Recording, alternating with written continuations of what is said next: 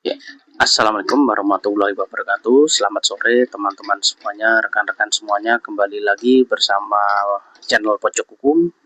Sambil menunggu ngabuburit di hari ini, di sore hari ini, tentu kita akan membahas ya secara bersama-sama.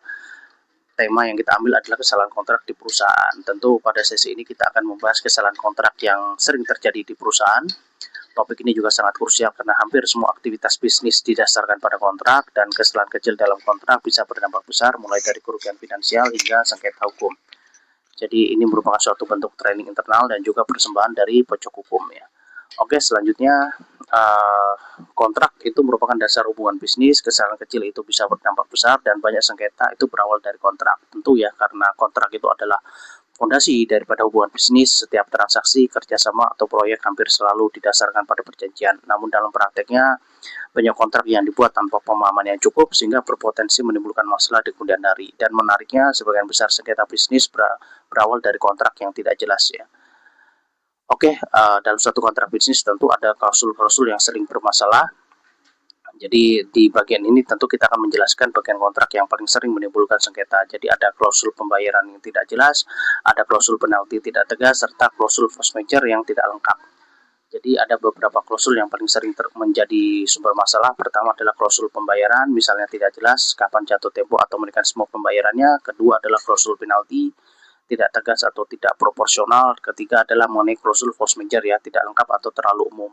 Ketika klausul ini tidak dirumuskan dengan jelas, maka potensi perbedaan interpretasi itu akan sangat besar. Ketiga, selanjutnya keempat ya, mengenai masalah kesalahan drafting. Di sini kita perlu mengidentifikasi kesalahan umum dalam penyusunan kontrak, apakah itu meliputi bahasanya ambigu, tidak detail, maupun juga copas tanpa penyesuaian. Tentu kesalahan drafting sering terjadi, terutama jika kontrak dibuat tanpa keterlibatan tim legal.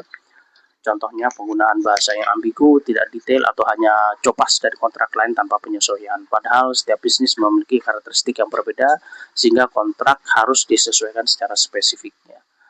Selanjutnya resiko hukum ya. Kalau kita bicara mengenai masalah resiko hukum, tentu deskripsinya di sini adalah menjelaskan dampak dari kesalahan kontrak. Itu ada 3 di sini. Pertama ada potensi sengketa, kedua kerugian finansial, dan ketiga adalah reputasi perusahaan. Jadi kesalahan dalam kontrak itu tidak hanya berdampak administratif, tapi juga resiko hukum dan juga finansial. Resikonya antara lain sengketa dengan pihak lain, kerugian finansial akibat interpretasi yang merugikan, serta dampak reputasi perusahaan. Dalam beberapa case, perusahaan bisa kehilangan haknya hanya karena redaksi yang tidak tepat. Contoh kasus ya, perbedaan interpretasi kontrak, ada keterlambatan pembayaran, serta sengketa akibat klausul yang tidak jelas. Jadi sini sebagai contoh ada kasus di mana klausul pembayaran itu tidak jelas sehingga masing-masing pihak memiliki interpretasi berbeda terkait waktu pembayaran. Yang kedua, akibatnya terjadi keterlambatan, denda hingga sengketa. Tentu kasus-kasus seperti ini sering terjadi dan sebenarnya bisa dihindari jika kontrak disusun dengan lebih jelas ya. Jadi mengenai masalah interpretasi, mengenai masalah pembayaran, dan juga sengketa akibat klausul yang tidak jelas, ini semuanya memang beberapa contoh kasus di mana klausul pembayaran yang dicantumkan di dalam suatu kontrak ataupun juga disepakati oleh para pihak itu tidak jelas.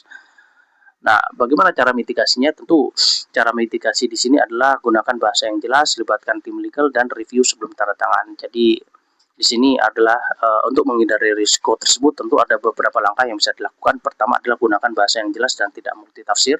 Kedua adalah libatkan tim legal sejak awal, dan ketiga lakukan review secara menyeluruh sebelum kontrak ditandatangani. Jadi tentu mitigasi ini ya, gunakan bahasa yang jelas, libatkan tim legal, dan review sebelum tanda tangan, ini merupakan bentuk-bentuk mitigasi yang sederhana tapi sangat sensitif.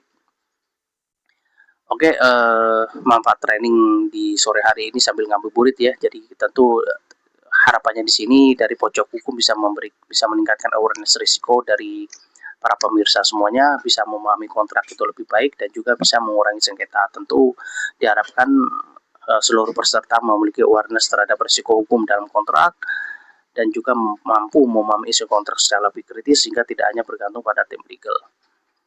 Oke, masuk sampai di tahap kesimpulan. Jadi sebagai penutup, kontrak itu bukan hanya formalitas tetapi alat perlindungan hukum. Kesalahan kecil dalam kontrak itu bisa berdampak besar, dan oleh karena itu penting untuk memastikan setiap kontrak disusun dengan jelas, detail, dan melalui proses review yang tepat.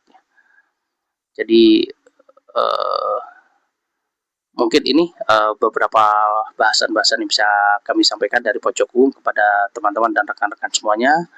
Selamat menanti untuk berbuka puasa. Sekian dulu, terima kasih. Wassalamualaikum warahmatullahi wabarakatuh.